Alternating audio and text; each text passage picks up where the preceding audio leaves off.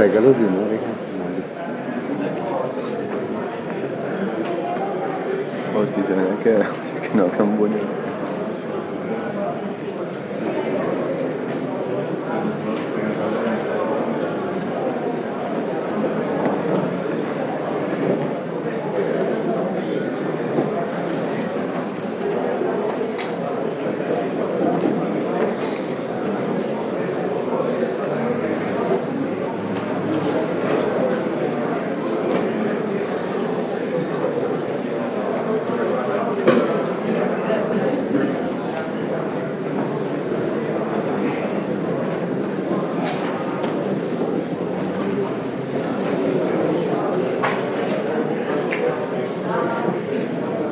¿Cómo te fue con el So we've heard how we can use the cone penetration test now to characterize the state of soils, at least the density of soil.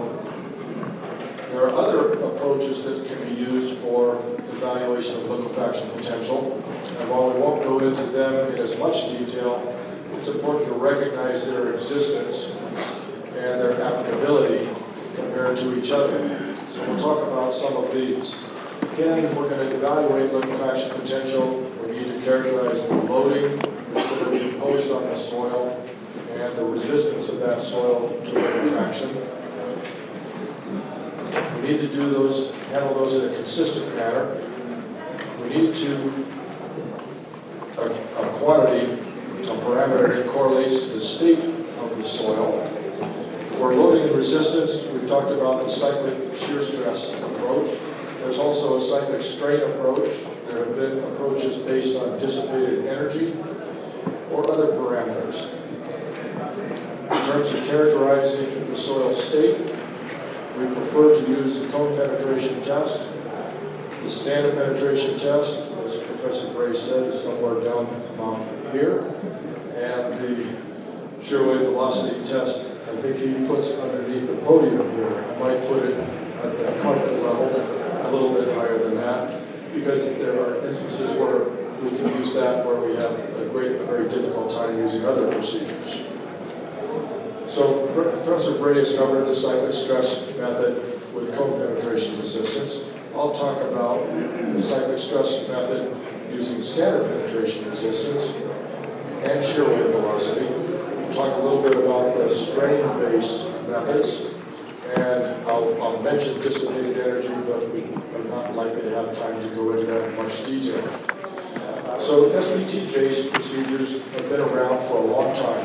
When liquefaction problems were first being recognized and dealt with, the standard penetration test was the most common test used to measure the density in the field of non-plastic soils like sands and silty sands. And so the original procedures that were developed were all based on standard penetration resistance.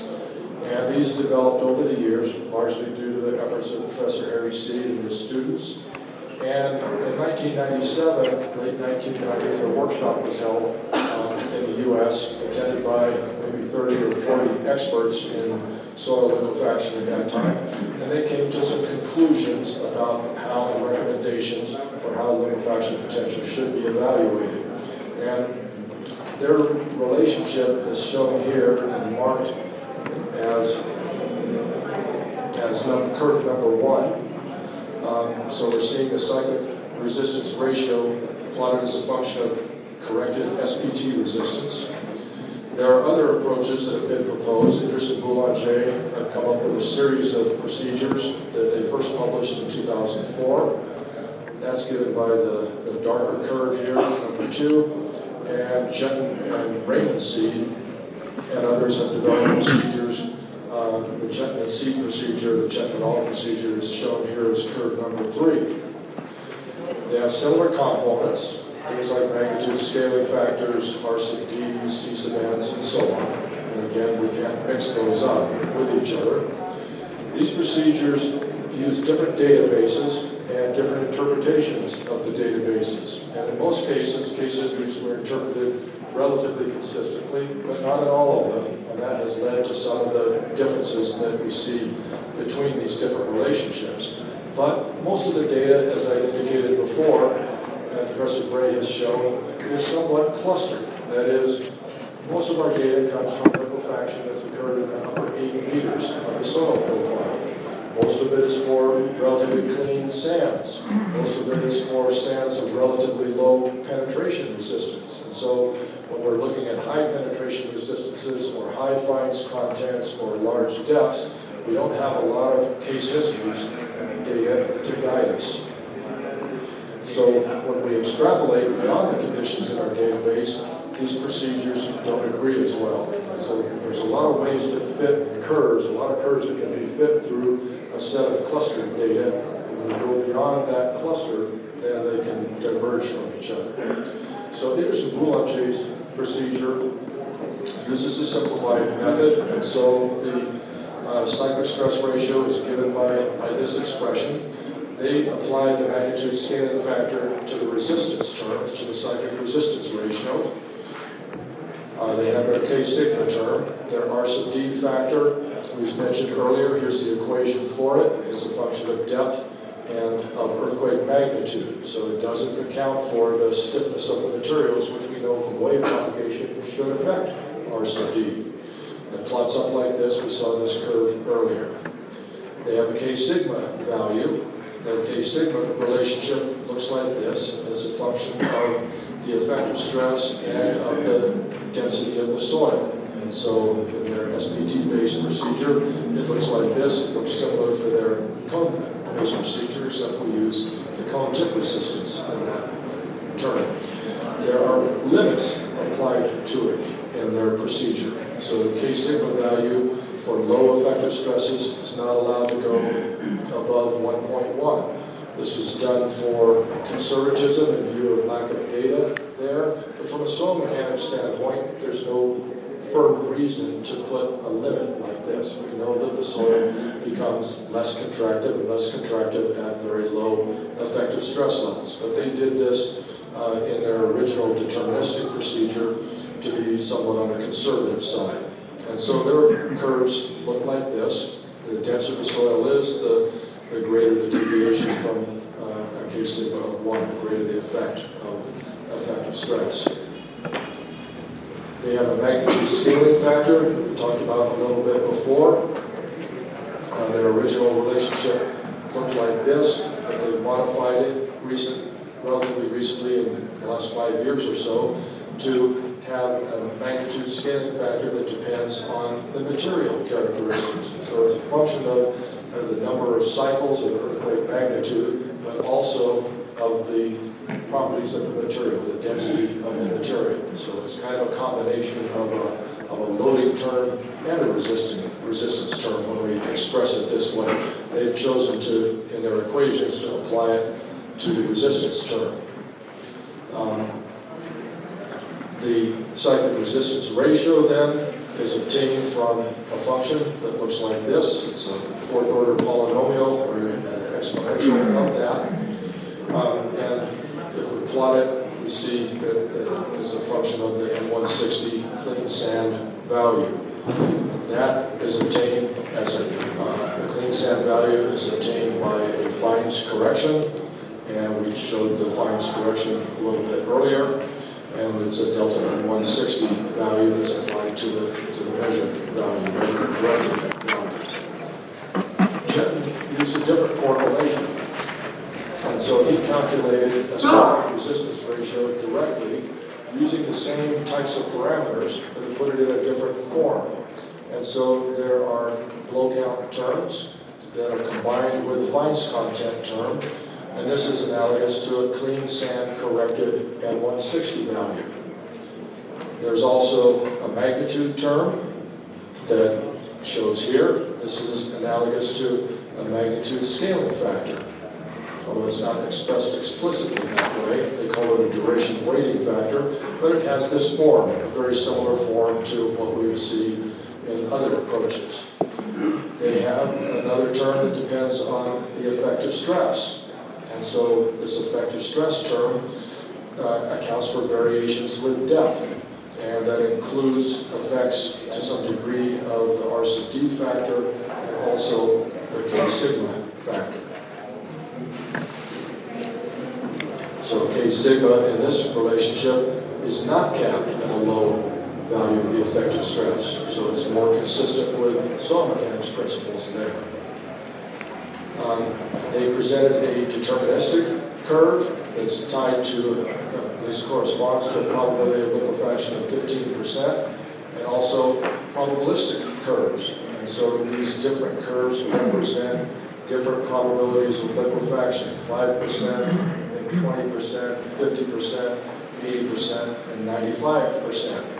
And so this was a step forward in allowing us to start using probabilistic analyses in a more accurate way than had been possible previously. Now, the uncertainties that are shown here are uncertainties in the model. They don't account for uncertainties in the parameters that go into the model. And so you would, in reality, have some uncertainty in the load counts, the measured static penetration resistance. You have uncertainties in perhaps your effective stress levels and other parameters that go into that model. And then a full probabilistic analysis would have to account for those. And so the actual uncertainty is larger than the uncertainty that's implied by these curves. But there are ways of handling that problem. And so this allowed us for the first time to really have a high-level triggering relationship that we could treat probabilistically. Later, I should go take a step back and say that later, Idris and Boulanger came up with a probabilistic version of their relationship. It's a more simplified expression of the probabilities, but it still allows their procedure to be used in that type of a form.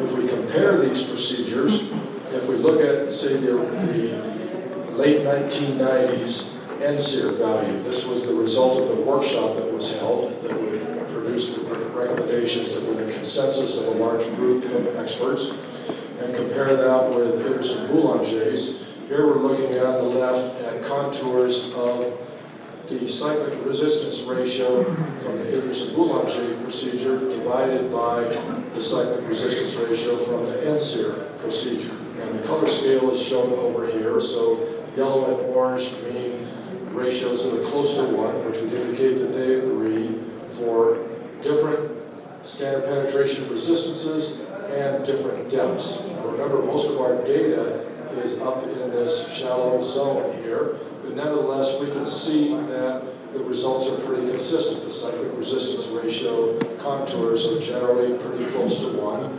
If we look at similar contours of the ratio or factor of safety that we get for a particular site, we can see they're relatively close to 1, although they diverge down here at larger depths. If we compare Chetton's curves with the Idris and Boulanger curves, we start to see bigger differences, and we start seeing them at greater depths, principally.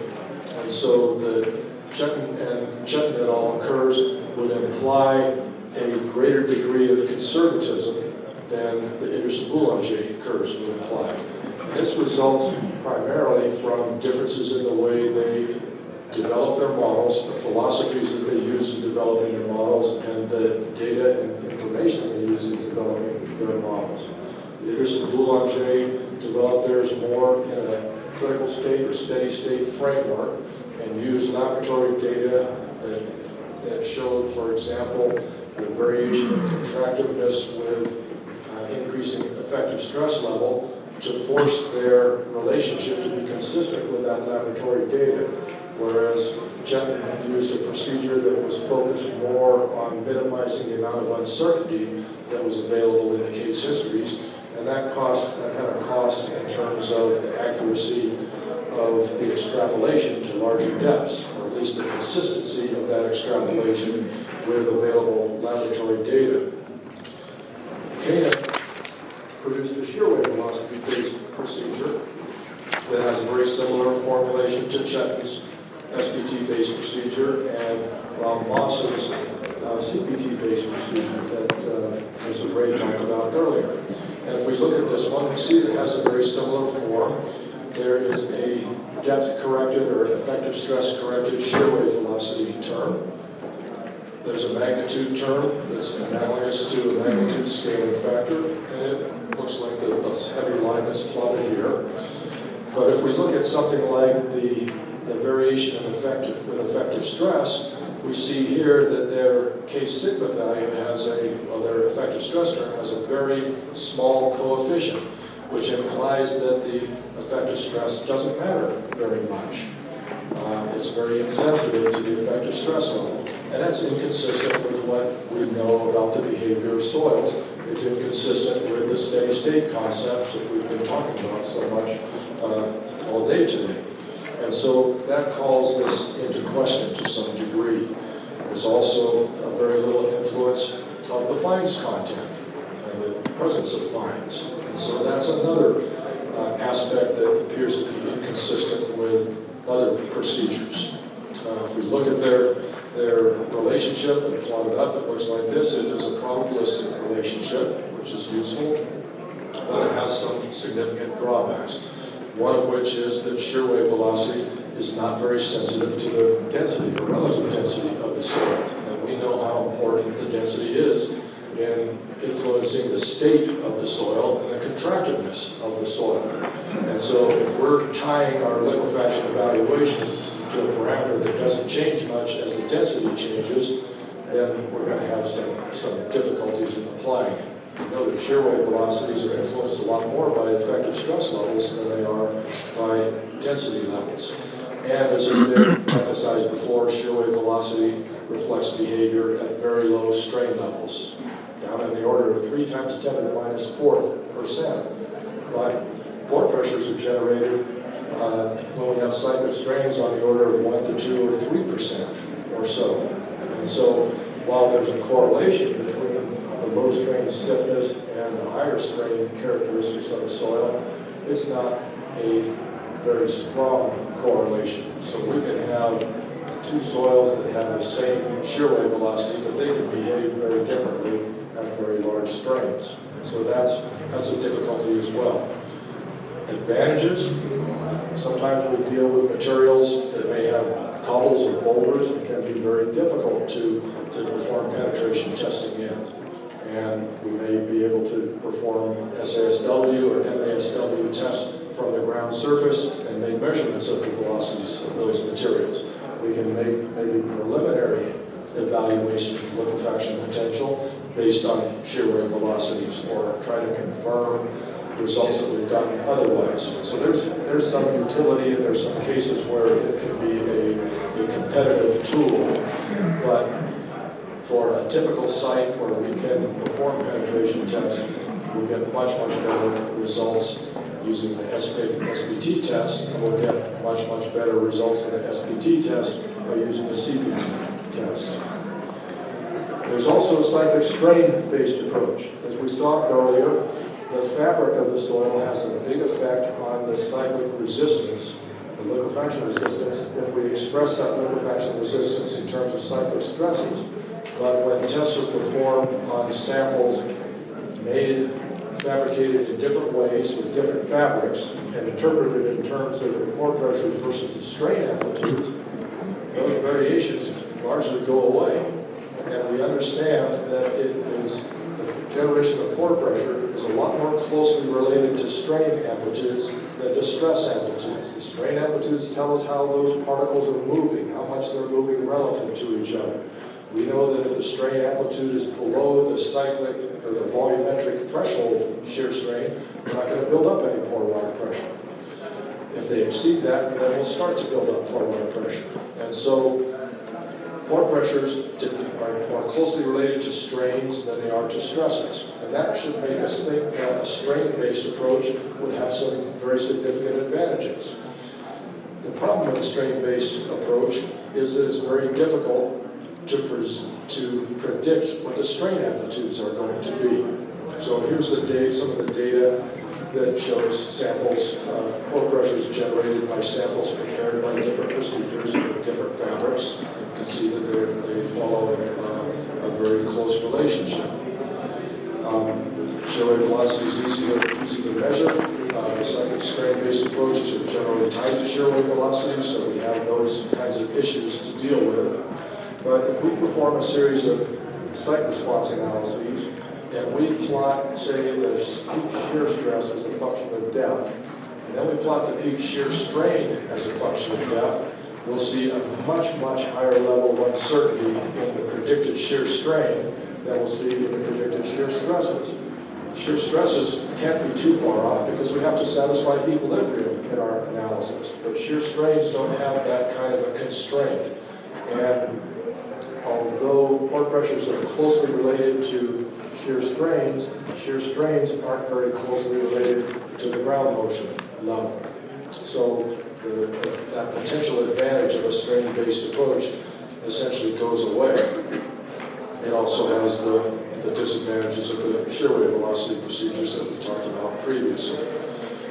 So there are still people who are investigating this and trying to refine it, and we'll see if they can overcome some of these difficulties. I know that it would not work very reliably in Christchurch with respect to what was observed there.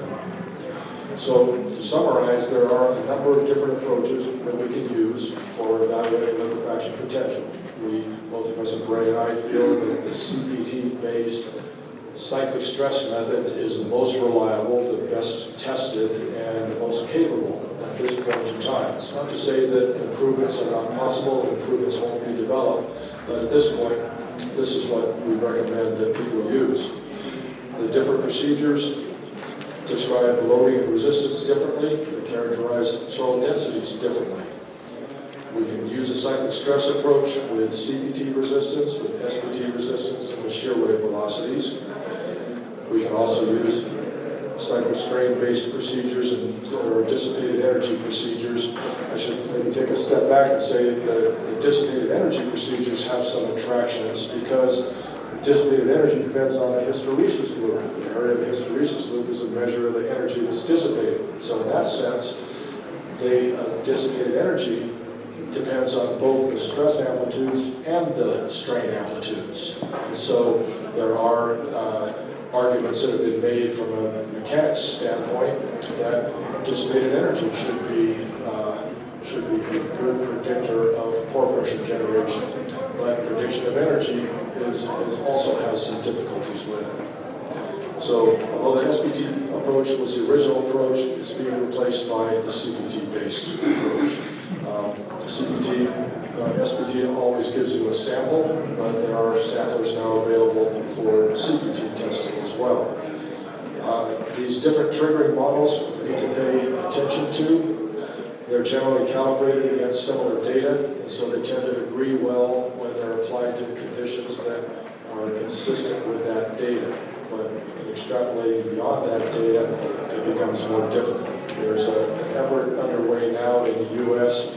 called the Next Generation Liquefaction Project that both Professor Bray and I are involved with. The idea there is to do something similar to what's been done in the Next Generation Attenuation Relationship Project, in that we're building a database, a public database of liquefaction case histories with all the raw data that we can obtain, including photographs, LiDAR surveys, everything that is possibly available for all the case histories from recent as well as historical earthquakes. There will be a modeling phase where different researchers or research groups are going to be invited to participate, work cooperatively with this data, be required to use all of the data, not necessarily just the data that they like, and develop a series of liquefaction potential models that will be kind of like the series of NGA ground motion prediction equations that are available now. So there will be a greater degree of consistency in the data, in the interpretation of data, but there will still be variability because different investigators will interpret data in different ways. And that kind of variability, that expert-to-expert variability, is important. It's important not to ignore that. Nobody knows exactly the best way to develop these models, and so we'll have a series of experts involved that will each generate models, and we'll be able to compare them with each other and use all of them, perhaps in a logic tree type of format. So that's something that you can look forward to. John Stewart from UCLA is the leader of that particular effort. The triggering models, again, we've said it before, they all have components, they have the same labels. It doesn't mean you can take one from one procedure and apply it to another. It's not plug and play. We can't mix and match these things. They're integral parts of each procedure and they have to be treated that way. Okay? I've already said this last thing before, so I'll cut it off right here. Thank you.